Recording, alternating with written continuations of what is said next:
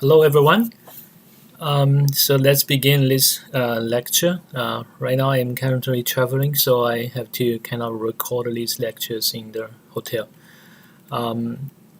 So if you have any question, just send me an email, and I will try to answer your questions as soon as possible. So last time where we stopped it right here, basically we talk about the error detection mechanisms in link layer, data link layer. So error detection, actually, we have already mentioned previously that the basic idea is whatever data you are trying to send, you attach some additional bit at the end of these datagrams and used for error detection purposes. So typical examples we discussed is the checksum, right? So as a matter of fact, there could be some other mechanisms used for error detections as well. And that's something we have discussed a little bit last time. So it is the simplest one is parity checking. So parity checking actually is the idea is very simple. You just add additional one bit there to as the detection bits. So for example, for all the parity, what you do is you require that set this parity bit to either 1 or 0s to make sure that the entire bit strings has, for example, for all the parity is going to be all the numbers of ones inside the whole string. So for example, in this case, we have 5 ones in the data bits, then it means that it is odd already. So in the parity bit, we only needed to set 0. All right. So if it is even numbers of ones in the data bits, then you will have to set ones in this bit. All right. So in this situation, if there's some error happens, for example, 1 bit, 3 bit, if even numbers of bits is wrong, then you can detect this error successfully. But if it's the even numbers of errors, you cannot detect it, right? So it's the case for even parity, which means you always set the parity bit to have to make sure the whole bit string have even numbers of 1. So it's the same thing as all the parity. The ideas are the same. So actually, the simplest parity checking ideas is using only 1 bit to do single bit parity checking. All right, but actually, so we can also generalize these ideas to two-dimension bit parity checking. So what we can do is actually, so we can, for all the data, we can organize them as two-dimensions matrix. So you have a rows, you have a columns. So what we do for two-dimension bit parity checking is that we for each of the row, we do the same thing as the single bit parity. So each of the row at the end of this thing, we have additional 1 bit to make it is as a odd parity or even parity. So each of the row, we add 1 additional bit, so on and so forth for each row. And in addition, for each of the column, we also do this parity add 1 parity bit right here. So it's like enhanced two-dimension matrix. So we add additional like one row and 1 column right here to do the error checking. So as you can understand, the more bits we add, then the more powerful the error checking corrections could be. So for example, in this specific case, apparently we pay more, right? So we added the least bit, and then very straightforward is it should be more powerful than this single bit parity checking. So in this specific example, we can see it's this two-dimension bit parity checkings. It can not only detect errors, it can also correct 1 bit error. So for example, if in this specific case, if one of the bit is error, so it's flipped, for example, from 0 to 1 or 1 to 0, then you will generate 2 kind of information. So for the first thing, this rows, you will be able to detect something wrong in this row, right? By inspecting this number. All right. And similarly, this row, if it's wrong in this number, in this digit, then this row also will be wrong. So actually you kind of having some coordinate. You know that this row is wrong and this column is wrong. So you can pinpoint which single bit is errored. And because you only have two cases, either 0 or 1, so you can correct these mistakes immediately, right?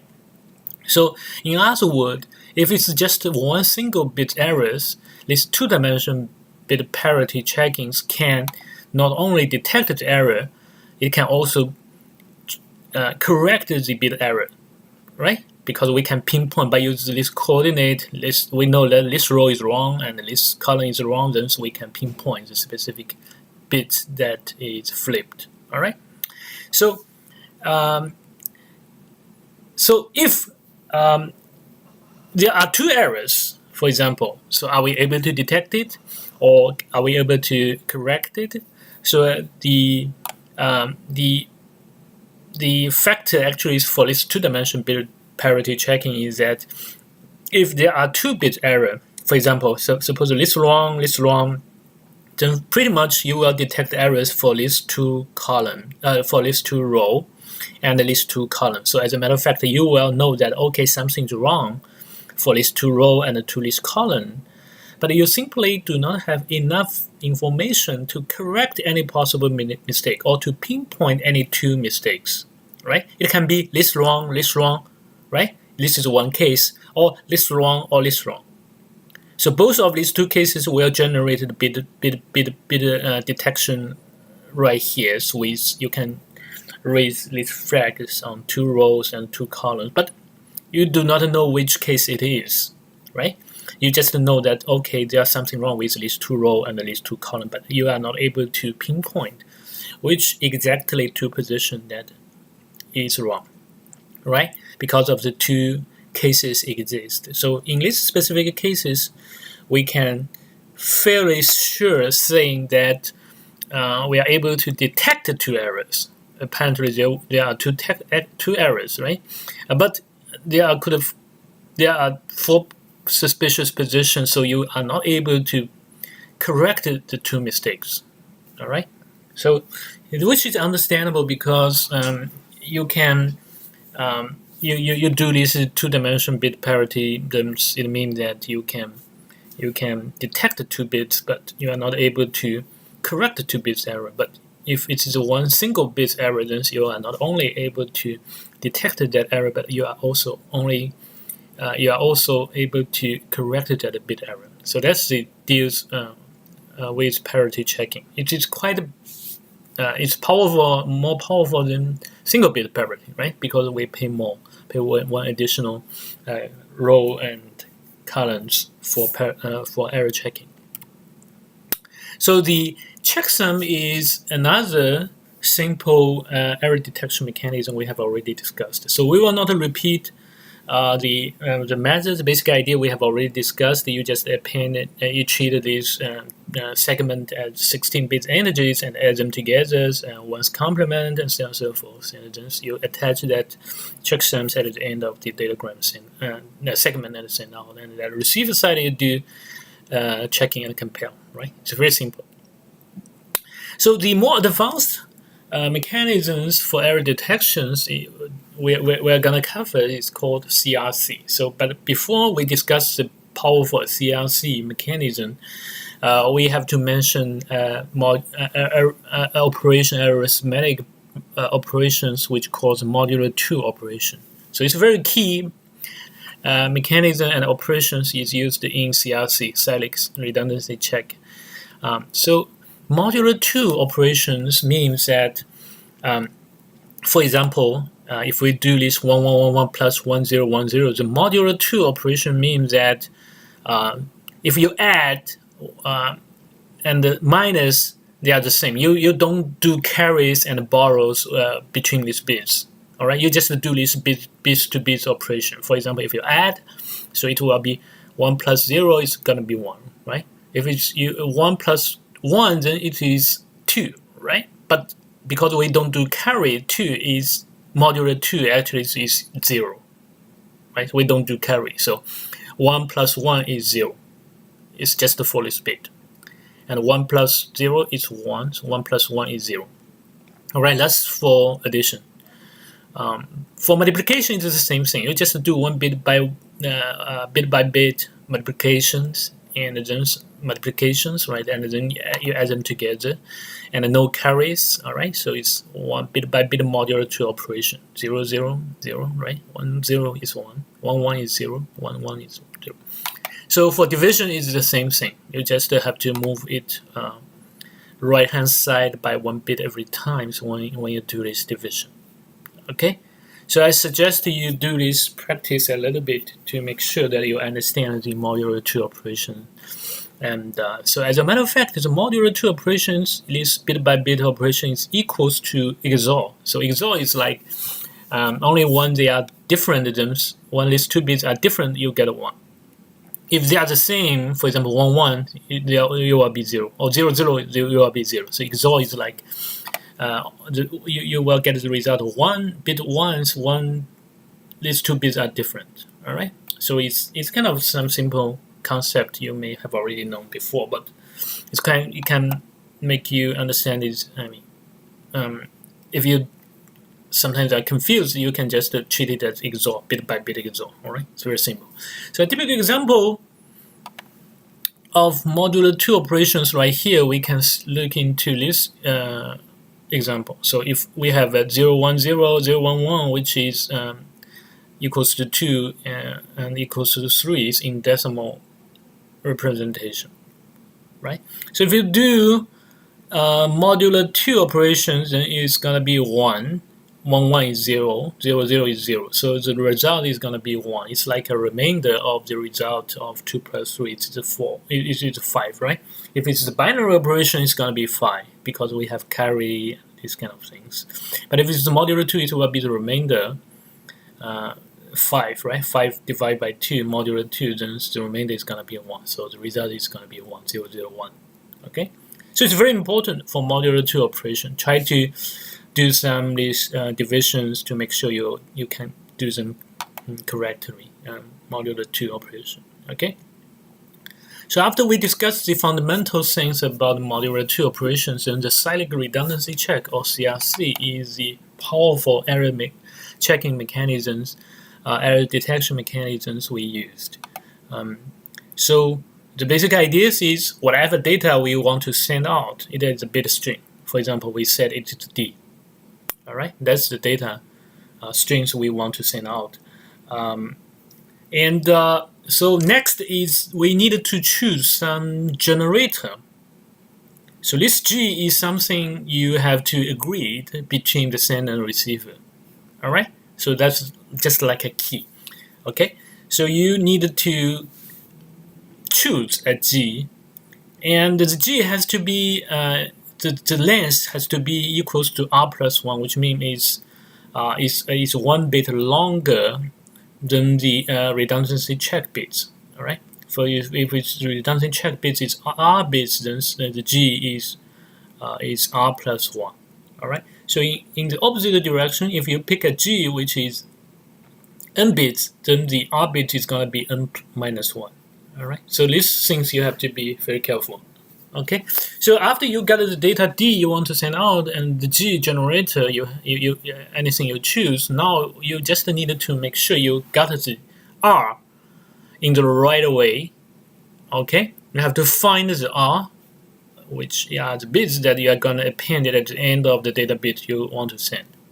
Okay, that's something you have to do calculation to find, and the goal is that you have to find an R so that D append R, this new number, okay, after they appended together is D bits plus R bit. It should be exactly divisible by G in modular 2 operations.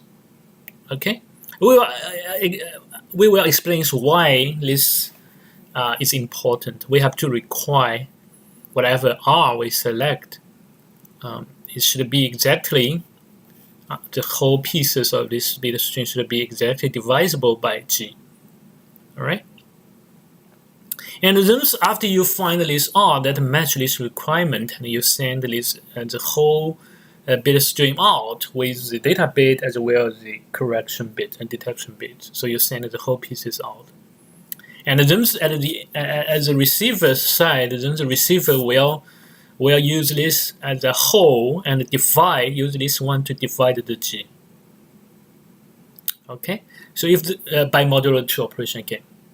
So if everything is okay, the divisions is gonna have no remainder. Okay, but if there are some remainder, non-zero remainders, then it means some error happens. But if there's no non-zero remainder, then no errors detected. All right, so it's a little bit tricky. We will give you an example to showcase how these things works. All right, it's very important. It's gonna be, you may see some example questions in the exam. In the final exam. So pay attention to how these things work. So basically, what we do right here actually is the first thing you have to make sure you understand.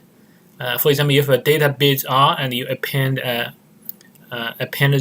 redundancy check bit there. So actually, how would you represent this in mathematical representation or formula? So basically, what we do right here is to do this appending operations. What you do in mathematics is like D is your original data bit. You multiply by 2 to the order of R, XOR R bit. So what exactly this equation is doing? So what it does is that by multiply 2 to the order of R, it means that the whole data bit right here on the left-hand side shift left by R bits, right?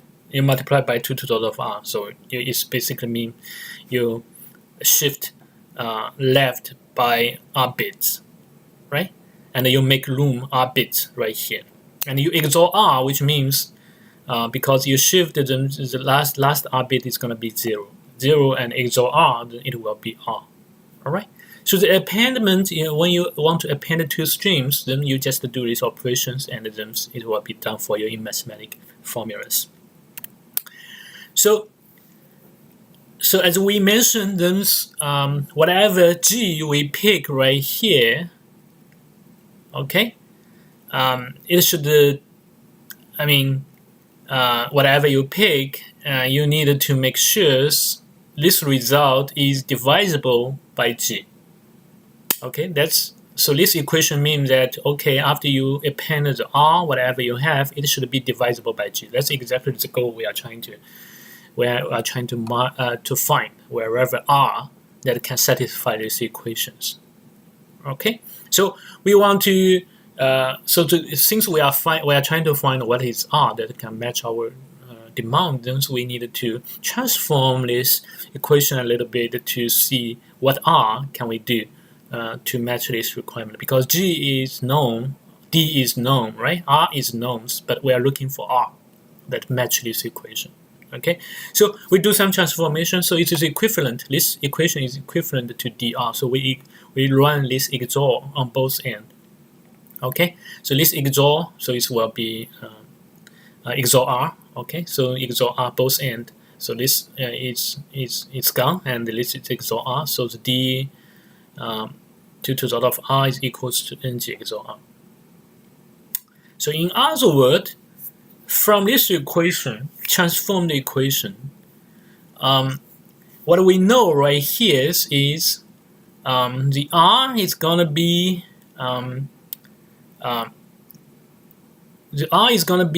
this part divided by ng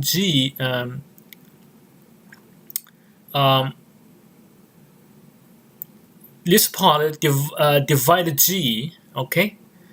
This part divided G, and whatever remainder it has, it will be the R's we're looking for. So it's the same thing as this equation, what the equation tells us. If we divide this part by G, whatever remainder we have, R, is going to be the R we're looking for, right? So from these equations, we can get this insight. So now the things become easy. What we're going to do is, because this is divisible, then so we just can do, for example, you have a data D. We just we just follow this equation to try to find the R. So supposedly we have a D, right? These parts are all known. These conditions are given to you. D is the data. For example, in this particular case, it's lightly shaded numbers of the data you are trying to send out. Okay, and the G is the generators also given to you. You can pick whatever you want. Okay, just as it makes sense. All right. So the G in this case is we pick 1001. So D is known, G is known. So what about R? Small r right here.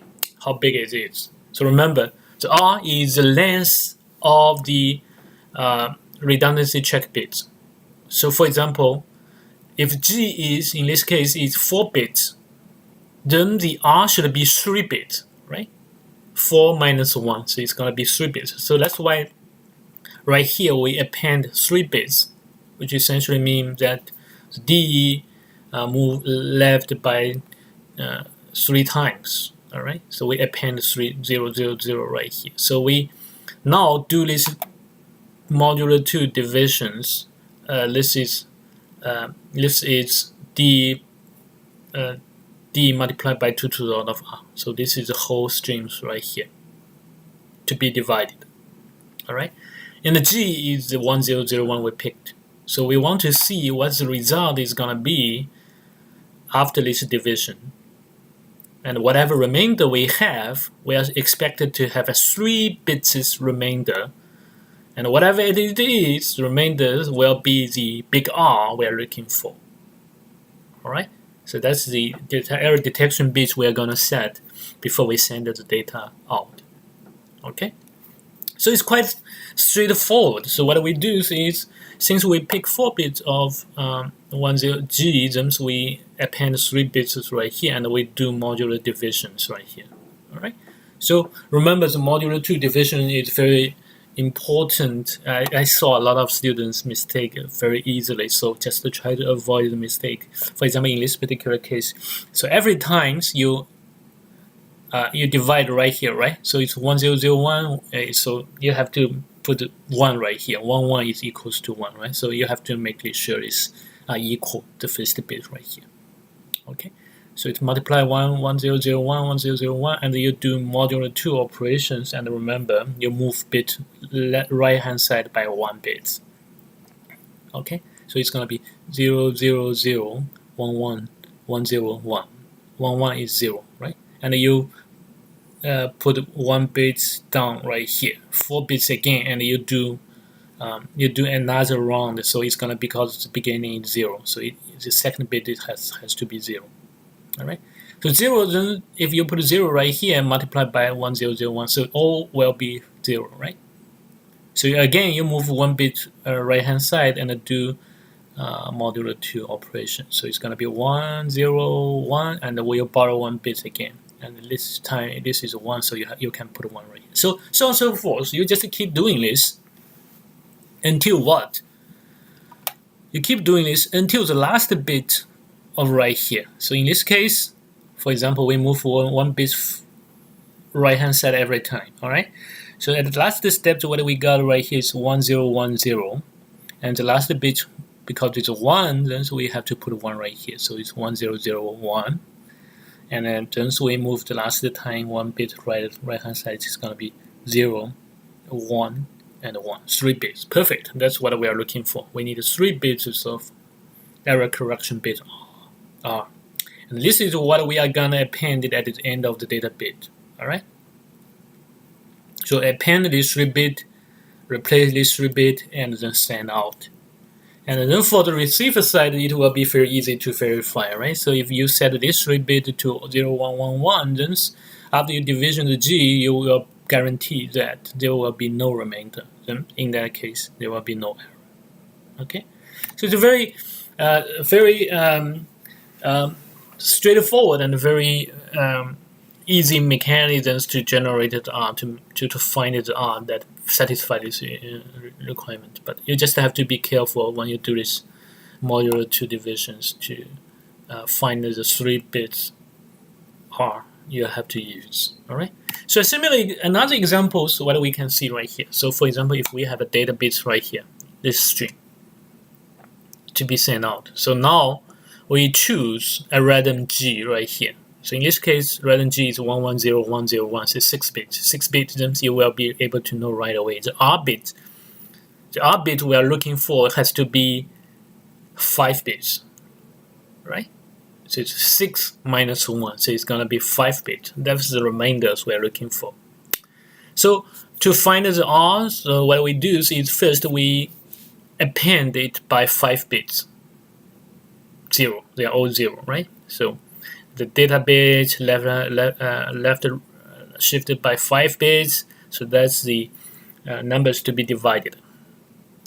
And then you divide the G, all right, in modulo 2. And the remainders will be 5 bits you are looking for. Okay, you can you try this exercise by yourself. Okay, it's very important. Try to get some practice. And after the modulo 2 operations, you will find out this R. So what you will do at the center side is you have the G right here. You have the data right here, right? You just append this R you got at the end of this data bit and send out. So this T is the total bit strings you're going to send out from the sender side. Okay, it consists of D part and R part. So at the right hand side, I'm sorry. So it's at this receiver side, what you will do is you use these complete data streams and divide by G again. So because we intentionally set this R to be this 01110, then the divisions will be, if nothing happens, if no error happens, the division is going to generate the result of 0, right? Because we intentionally choose this R like this, right? So the remainder is going to be 0 at the receiver side when you do this division, modulo 2 division again to verify if there's error or not. Okay? So that's the deal. So it's a very useful mechanism for CRC to do this, and the concept is not difficult. So, but you try to get some example to give you some more exercise. This is another example I'm giving to you. So try to use this one as exercise. Okay. So these are the data bits. This is the G you put. You are required to calculate the R. All right, so remember, first you have to know how many bits. So this is 6 bits of the G, then the R bit is going to be 5. 6, 5, right? Minus 1. And you do these modulo 2 operations to identify what this 5 bit should be. So in this specific case, it's 01110. So that's the R you're looking for. And you append this R at the end of this data bit and send out. And at the receiver side, you just get the complete this data plus this R and divide by this 1, so you also get the all remainders R, right, for verification, as I said right here. This is the receiver side, what you are going to get. Divide by G's, you are sure to get, because you intentionally pick this one to be this one. So for verifications, it will sure you will be sure that the remainder will be all 0, right? So if no error, if it's not 0, then error happens. Okay, if they are all 0, then no error happens. All right, so it's quite simple, but you just have to be cautious in when you do this operation, because it's very modulo 2 operation. If you do not move this. If you do not move this 1 bit right hand side each of the time, so you possibly will get in trouble. Okay, and any mistakes right here in the middle you may not able to get the right answer. So you just have to be very careful. So when you do this modulo 2 operations one by one, okay. Try to use these 2 examples as exercise, get some practice. And we may have some similar questions in the final exam. All right. So CRC, as I said, is a very powerful mechanism to do error correction. As a matter of fact, it has been widely used in data link level protocols to do any error detection. So in reality, the Internet standards has been defined for example, different lengths of G you can use. Right? For example, 8, 12, 16, 32 bits generators can be used potentially. And the most widely used CRC length is 32 bits. So the G has to be 32 bits. And actually, a lot of researchers has done a lot of researches and experiments to make sure that we pick the right and most effective CRC generators to generate the R for error detection. So it has been proved and it has been selected that list strings G is the most commonly used 32-bit CRC generators for error detection usage. So because when we use list length, then it means that CRC standards can detect both the errors fewer than R plus 1 bit. All right. And if it's larger than R plus 1 bits, then there's a possibility they are not able to detect that one. So the possibilities can be described in this equation. It's 1 minus 0.5 R. So which means the larger R is, okay, the larger R is, then the probability will be close to 1. Okay, so that's understandable. The more error detection bits you add, then the more powerful you are, right? So you can potentially detect errors with larger probability, close to 1. Okay. So also for the CRC standards, it can detect any odd numbers of bit errors. So from these references, you can look at a little bit more detail. So this slide actually is about the state of the art in the real world, how these things can be done by using CRC.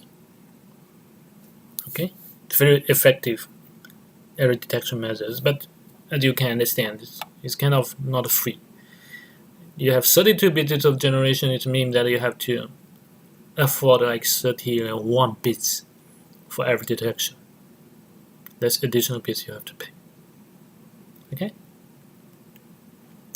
So some additional review questions in the problems, example problems I want you to practice a little bit is listed in these slides. Okay. Review question 2 and the problems, try your best to do some exercise to get you better prepared for the final exam.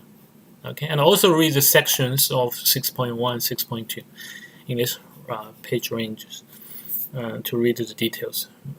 Please read all the textbook carefully to make sure that you understand all the concepts. All right. So error detection is done. So the next very important topics and functions of the link layer protocols is multiple access protocol. So multiple access protocol is like, as I mentioned, in link layer we are considering the direct connected neighbors and how they can work together, and also because multiple stations can be connected to Wi-Fi or routers or a link. So it means that there could be some collision or competitions among these stations to get access to the media. For example, Wi-Fi media, right, or the Ethernet, they are all based on competition. So we have to figure out some methods to allow the multiple stations to work together to resolve any possible collisions or competitions. So that's one of the biggest things we have to consider in data link protocol. Okay.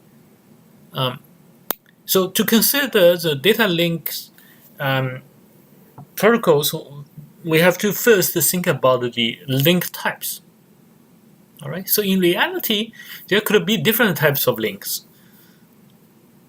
So the two of the most important ones, the first one is called point-to-point. That's very straightforward, right? So the link is just that you're from one node connected to the other node. So only these two nodes are talking to each other, like PPP in old days, like diab, phone diab access, or P2P link between Ethernet switch and host. They are all point-to-point connections.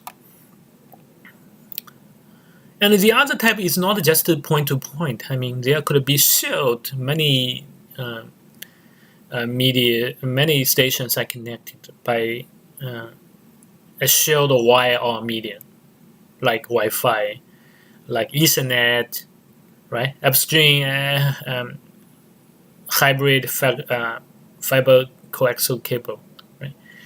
And Wi-Fi. So they are all based on broadcast, which means that a group of stations, they are sharing media access or Wi or radio access. So when you say something, everybody can hear. So the analogy, a simple analogy is a group of people who are in a cocktail party. They kind of talking. They are all talking, right? So it's very commonly seen that in the broadcast media is very commonly seen because sharing of the media is, in a lot of cases, is very common and mandatory, right? So the Ethernet, the Wi-Fi, they are all such broadcast media, and we have to figure some method out to allow them to talk to each other in such a competition-based shared media or broadcast-based media. The reason why we have to figure these things out is that in this broadcast channel or medias, it's possible that if multiple nodes want to send out the data or talk in the same time, then they can interfere with each other. So when you send out some things and the other node send something out in the same channel, it means that you will interfere with each other. And in this case, it is called a collision. Okay, so it will be a better thing for you because if it is in the field, you are not able to tell what the data is for you. Okay, so for example, in a wireline like Ethernet, you can tell if there are collisions by monitoring the voltage.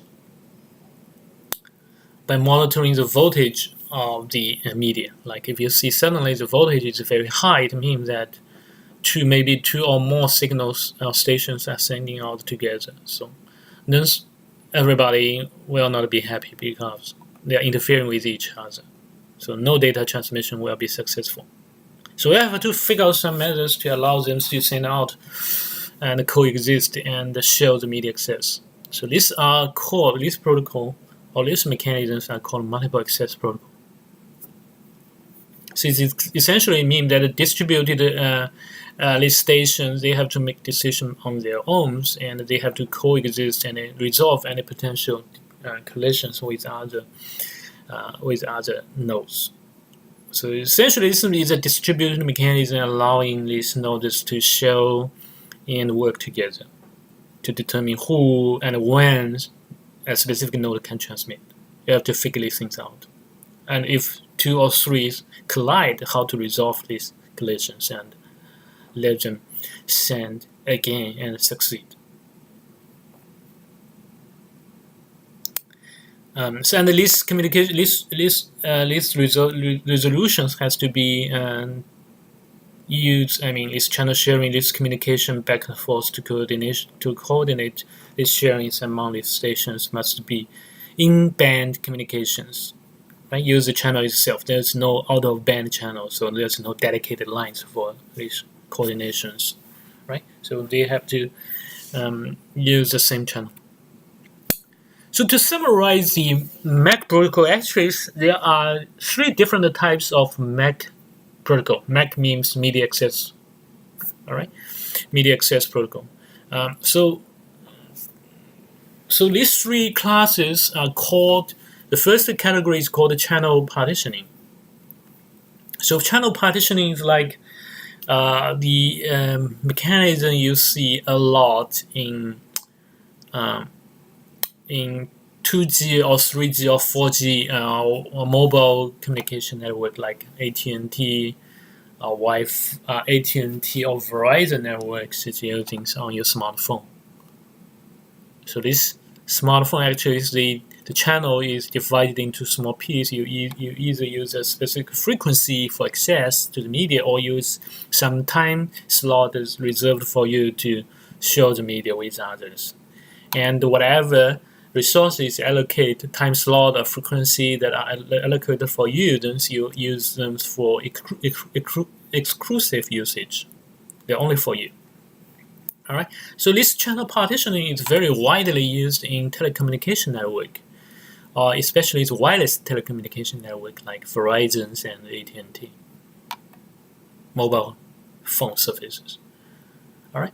So the second category biggest category is random access. So random access is more like used in internet. Okay.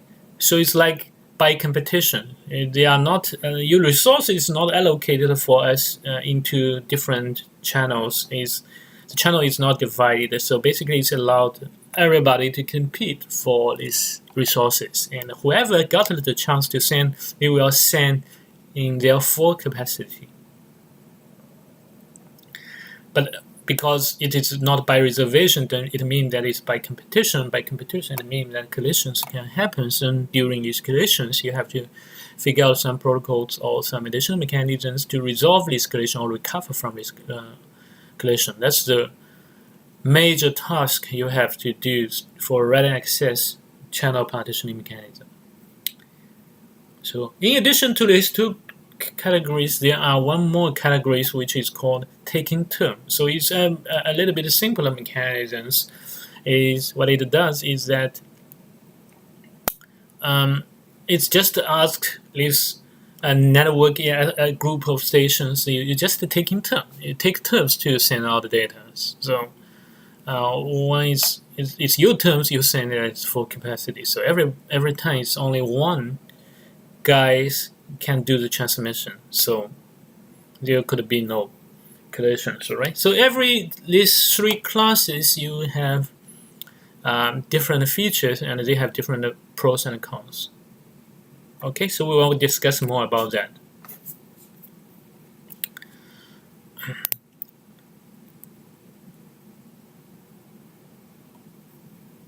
So we will continue this the next slides, which is lecture 3.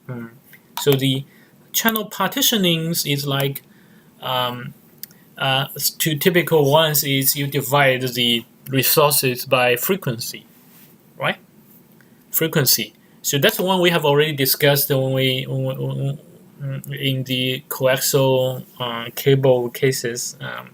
The access network, when we say frequency, we divide the channels into different frequency and assign them to different users and stations, and you are only allowed to use the frequencies that are assigned to you. Okay, so in these specifics you can see the resources are divided into frequency channels, and you just use your frequency. The other ones is TDMA. TDMA is kind of you divide the channels into time slot, and at each of the time slot is you can use all the frequency, all right? But you are only allowed to access the channel during this period of times, and these numbers are assigned. This time slot assigned to different stations. Okay, so you can send and use the channel for this period of time. So for those unscheduled slots, then they are idle and wasted. So in this particular case, for example, if we have 6 stations, so we do one round. We have 6 slots frames. All right, so we assign we can potentially assign them to 6 stations, and in these frames, we only see this slot has data. And the remaining 3 slots for station 2, 5, and 6 are kind of wasted. So you just keep, each of the frame, you just reserve the slot for each of the station to use, and you do this repeatedly. All right, frame by frame. So that's the TDMA.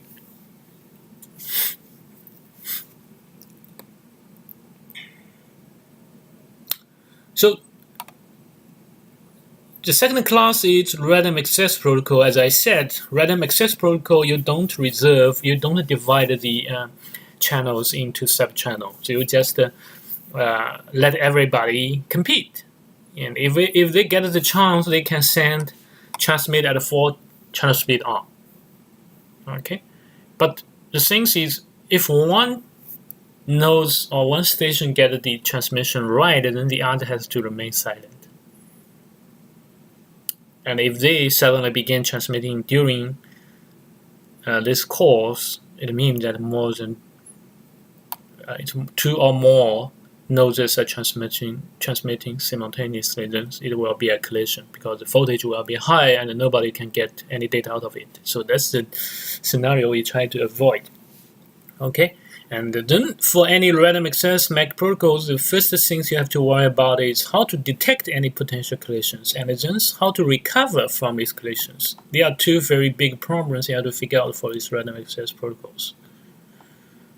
And there are protocol designs to work well with this medium access idea. So there are three groups we will be discussing. So the first two categories are slotted Aloha, all right, and then the CSMA, CSMA-CD, and CSMA-CA. So especially the third categories are the most popular one that nowadays we will see for everywhere. Right, CSMA-CD, CSMA-CA are the two very popular random access protocols, and we will have further discussion about what they are. Okay, but the first thing is a slotted Aloha. So from the name, you can tell that Aloha is from University of Hawaii. Okay, they name their protocols into Aloha. So the idea is pretty simple. For Aloha, you just require that all frames are with the same size. And the time is divided equal size of slot for each of the frame. And each of the nodes, you just can start to transmit only at the beginning of the slot. Okay? We slot it, we turn it into slots, and you are only allowed to begin the transmission at the beginning of the slot. And each of the nodes are kind of synchronized. They are kind of paced by using these slots. Okay? So by doing this, actually, if, for example, two or more nodes are transmitted the same slot, then we will be able to detect that one immediately. Right at the beginning of that slot, you will be able to detect because that's the only time that they can begin transmitting at that slot.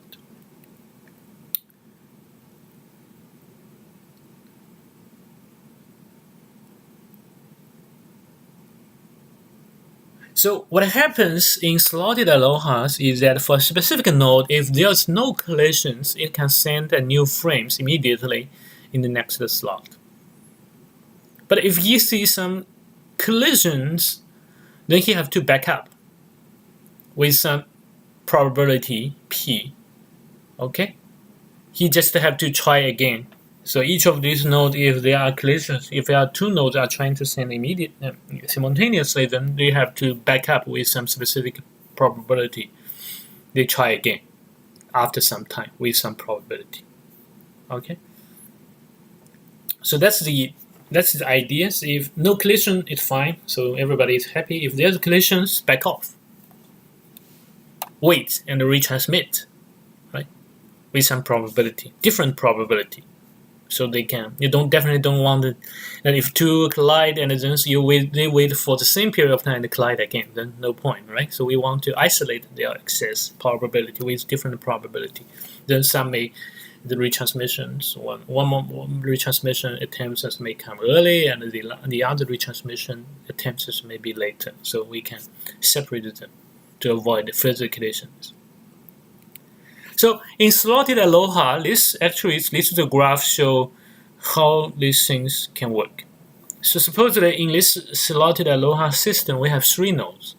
All right, so yellow one, the green one, and the pink one. So we divide the channel access into slots. And in this, the first slot is called collision slot, is because all three nodes are trying to send simultaneously. So apparently it will not succeed because collision is happening, right? E means empty slot. So they essentially mean that because of collision is happening, that all of these three nodes need to back up with some different probabilities. So just try again later. In these specific cases, they all wait for some period of time. For example, at this slot, node 1 and node 2, I mean, all of these three back up, but this node 1 and node 2 back up for 2 slots and try again. Okay, they try again, but unfortunately, it's still 2 people are accessing, so it's still collision. So again, they back off again. All right.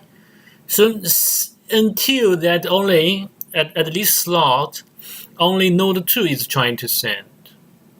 Okay, so back off. You see, back off is very small for node 2. I mean, by chance, right? By probability. So, and then in this case, this slot will be successful because only one guy, only node 2 is sending. Okay, so and it will succeed. And then the other 2, for example, 1 and 3 haven't finished. They haven't succeeded yet. So they will keep trying after some probability. Okay, so and 1 and 3 contention again, and it's collision again. They have to back up again with different probability. Wait and until 1 try, and then 3 try, and nobody is colliding with each other. Then eventually, everybody is happy. Okay, but you can see that it's not I mean, eventually everybody gets what they want. They all get at least 1, 2, 3 frames transmitted, but what is the deal? So you can see it takes so long. So many slots are kind of wasted for collisions, for empty, right? They're all wasted. It's like a lot of slots are wasted. So we are sending 3 slots, 3 frames, but we are taking like 9 or more this slotted, right? So it's like it's not that efficient.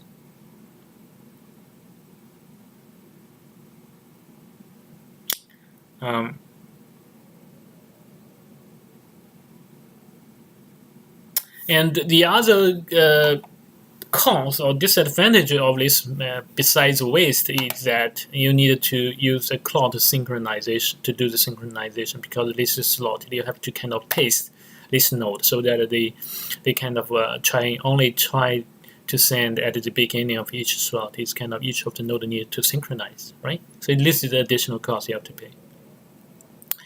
But the advantages of this mechanism is, first, it's very simple, right? And it's highly decentralized. Each node just make you decisions by yourself, and no need to be,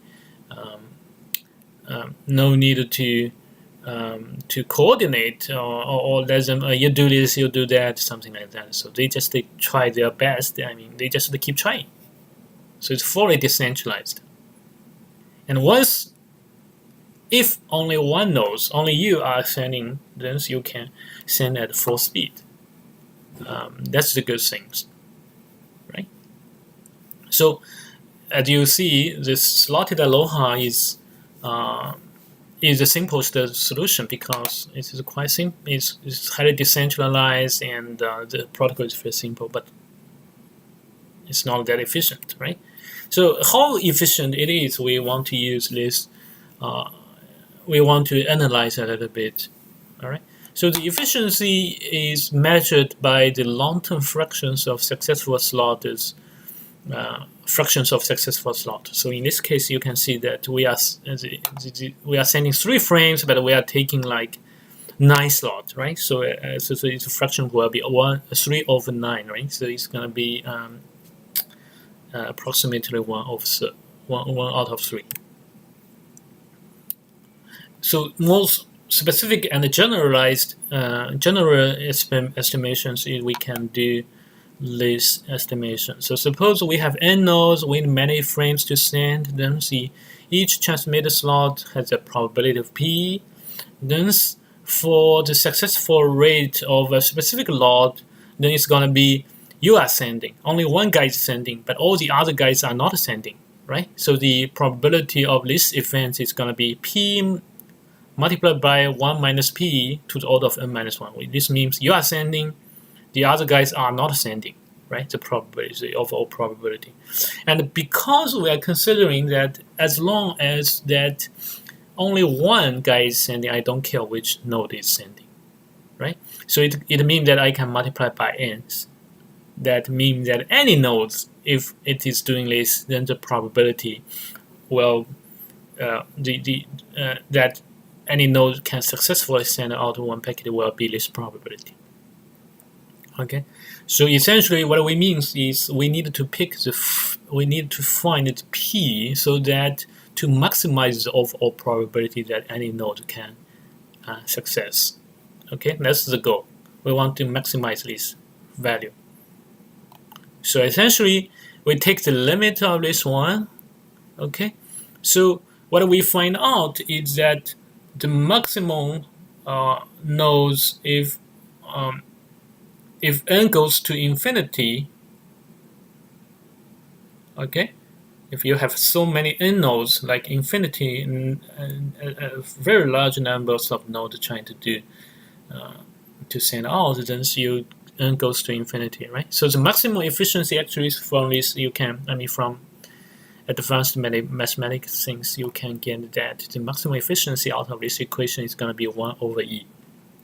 1 over e is approximately equals to 0.37. So which means that the best channel utilizations for useful transmission is only 37% of the time. It's maximum. It means you cannot do better than that. It's pretty. So the protocol is simple, but the efficiency is not that ideal, right? It's only 37% of the time for success. Actually, from the previous slides right here, slide 6, we can see that approximately 1 out of 3, right? So it's 0.33. It's already kind of close already to this 37% of successful rate. Okay, so you can see, well, although it is 1 out of 3 is successful, but it still is kind of already optimal. In reality, it can be much worse than this. Okay, so in other words, slotted Aloha protocol is kind of simple, but the efficiency is not that ideal. It's only 37%. Okay. And the second types of Aloha protocol is called pure Aloha protocol. So pures mean that it's not slotted, it's not synchronized among multiple nodes. All right, it's not, you are not turning into slot and paste them with each other. It's even simpler, right? No synchronization is involved. You can get less cost. So what happens in pure Aloha systems, when you got the channel empty, you just transmit it immediately. So which means that anytime you can begin transmissions. It's not like only allowed it at the beginning of this slot. So because of this, the protocol is simpler, right? But the collision probability also increased because the collision can happen at any time. It's not at any place. It's not only at the beginning of the slot. Okay. So for example, y, you can see from this graph, you can see y the collision probability could increase. For example, if we have a T0 right here, and you want to, for a specific node I, you want to send a frame out, and during these transmissions, because you just transmit immediately, right? So which means any other transmission that could have any part of the frames overlapped with you, then you will have trouble. You will have overlap, and you will be having collisions, right? So it means that there will be, during the whole transmission period, any times in this range that other nodes want to transmit as well, then you will be in trouble. Okay, so which means in this particular case that if you are sending in this frame, then any frame that send out during this T0 minus 1 and T0 plus 1, in these two ranges, any frame sent out in these ranges will collide with you, will collide with these yellow frames for sure, right? It means that the collide possibility is much bigger than the slotted aloha case, right? So these two, any times that you begin transmission in these ranges, you will collide with this yellow frame, okay, in this range. So that means that straightforwardly, I mean intuitively, the pure aloha systems can have an even poor efficiency. So let's see the theoretical estimate. So essentially, to make sure that the probability of that any given node can successfully send out a packet, then the probability will depend on multiple factors. The first factors is that you knows the probability of you begin transmission, right? So that's the one factor. And the second factor is that no other node try to transmit it in both these two slots, in this range and this range. That's something you have to satisfy. All right. So you have to consider the probability of no other node transmitted in T0 minus 1 to T0, and then no other node is transmitted in T0 and T0 plus 1. As long as no other nodes are transmitting and only you are transmitting, then you are gonna succeed. All right. So essentially, what you can see, these they are kind of equal. So you just multiply. This is U transmission probability multiplied by no other transmitted in this range and no other node is transmitting in this range, and you put them together. That's the probabilities of successful transmissions for you. So you put them together, you can see the only differences between pure aloha and the slotted aloha is this, right? You have 2 by n minus 1. So essentially means that so we can do the same estimation when n goes to infinity. We need to choose the optimum p and get this maximum efficiency.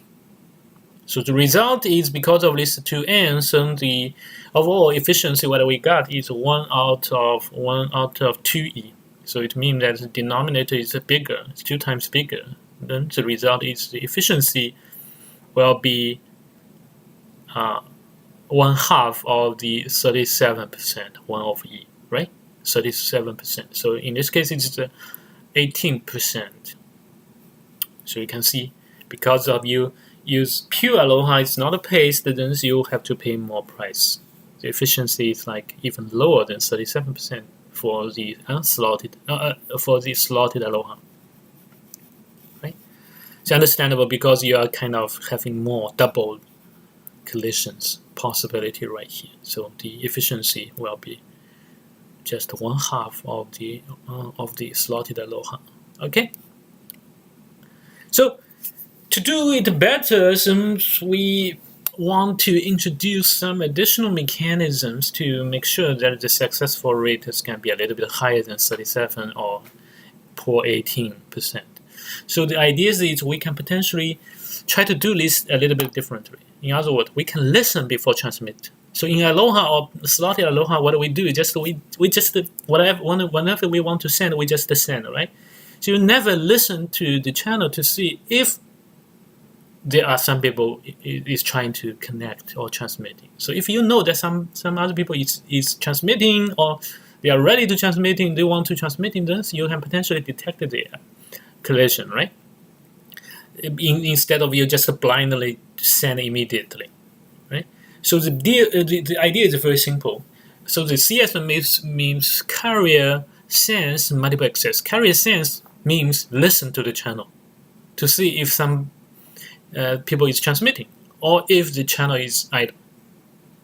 If the channel is idle, you can transmit the frames, your entire frame. Okay, but if the channel is not busy, then you transmit right away. But if the channel is busy, you kind of back up and delay You retransmit after some period of time.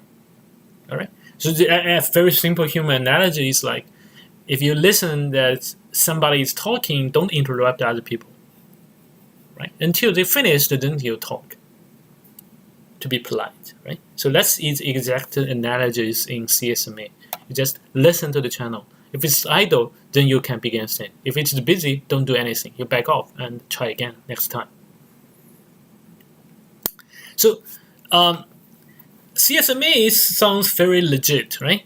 But actually, it cannot eliminate all the possible collision scenarios. Okay, it is useful, but it is not 100% perfect. So let's see a simple example of why this CSMA cannot eliminate all the possibility. In other words, sometimes the collision can still happen for CSMA. Okay, so in this case, for example, if this node, these four nodes are connected, all right, in the same network, and then suddenly this node began to transmissions, all right, because this is shared media, when you send out, everybody will see, but it takes time to propagate. So y-axis is time frame. So send out at this moment, this packet arrived at this node, and this packet arrived at this node, right, the information. So you keep doing, and then suddenly, at this point of time, because you detect the channel is available, and at this point, the signal, the yellow signal hasn't arrived at this node yet, and then if this node runs CSMA as well, it will believe that the channel is idle, although it is not idle, right? But the signal hasn't propagated and arrived to this node yet. So this node will begin sending out as well. And then they will collide in the middle, right? Collide in the middle, which means that they will not finish the transmission until the whole frame is sent out, which means that all these blocks after this point of time, they will be collisions. And these kind of things, and these transmission times are kind of wasted. Okay? So that's one of the cases that even though you keep listening to the channel, it does not mean that you can avoid all the collisions. Okay, so the reasons you may figure out why is the reason. The reason is that it takes time for the signal to propagate, right? So when you try to send out something, it takes time to propagate to the nodes, the other nodes, for other nodes to realize the channel is not idle, right? So for example, if these two guys are sending this out, they will not know, they all believe the channel is idle, right? Because the signal takes time to propagate to the other place because of propagation delay and the distance, right? If you send out something and everybody can know immediately, then CSMA will be perfect, right? It takes no time to propagate a signal, then this situation will be totally avoided. You will not have these collisions at all. Okay? But in reality, all this transmission takes time. This propagation takes time, so you cannot avoid this. Okay? Avoid this waste if you use simple CSMA mechanism. So to resolve this issue, to avoid further waste, what we do is that we, on top of CSMA, on top of listening before you try, we do collision detection. Okay, we are not only just listening, but we detect if we see something wrong, then we can abort. We can stop transmission right away if we see some collisions, right? So we can stop further waste right here. So in this example right here, so if we at this point of time, we do CSMA, and the channel is idle. Then so we begin transmission. You send out, and then this node, the red ones, begin transmission as well. When it believes that the channel is available, then this node will not realize this collision until these red signals propagate to this node. So at this point of time, you will know, okay, collision is going on. Similarly, for this node, at this point of time, when you got the yellow signal right here, so you are also detect these collisions. So what happens with the general CSMA, when you detect the errors, you don't do anything, right? You still finish all the transmissions, but in CSMA CD, what you do is that you abort immediately, right? So that you can, okay, I can save some channel waste. I don't, if I detect some errors, then there's no point to continue sending, right? You just abort it and try again later, so that we can reduce the channel wastage. Make sense? Because at this point of time, we can stop right away. It's not just like the previous case. Even though you detect it, you don't stop. Okay, so that's what the CD means. It means collision detection. Okay, you add additional mechanism to detect these collisions, and then you abort to avoid further waste. So CSME CD actually is the state-of-the-art mechanism, media access protocols used in Ethernet, wide line Ethernet. Okay, so the basic idea is for a specific network adapter, so you just you create the frames and you sense and listen to the channel. If you see if it's idle, if it's busy, you just wait, and if it's idle, you begin transmission right away. Okay, and you transmitted if you during the whole process of your transmission you didn't detect any transmission, then you are done. But during the transmission, if when you transmit and then suddenly you detected, you keep listening, right? CD collision detector, you keep listening to see if there are any other people try to send again. So if there is some other people, then you need to abort and retransmit again, right? So you need to keep detecting until you finish. If something happens, then you have to avoid and you send a jamming signal to let other people know that there's something wrong. So you need to avoid again. Everybody should back off. Okay, so in these cases, if one detect and abort his own transmission, then the network adapter usually adopt a binary or exponential backoff mechanisms to decide how much time it should wait until the next round of transmission. So to detect to decide the time you have to wait, actually the guideline is that if you are after m's collisions, then you should choose a k, and you select a number, a random number in this range, 0 from 2 to the order of m minus 1. And you wait for a k periods of time. So you can understand that the larger the m is, the more times of collisions happening, then it's the longer time you have to back off by doing this mechanism, right? The longer back off intervals for more collisions. All right. So there are some estimations, and we will about the CSMA CD's efficiency.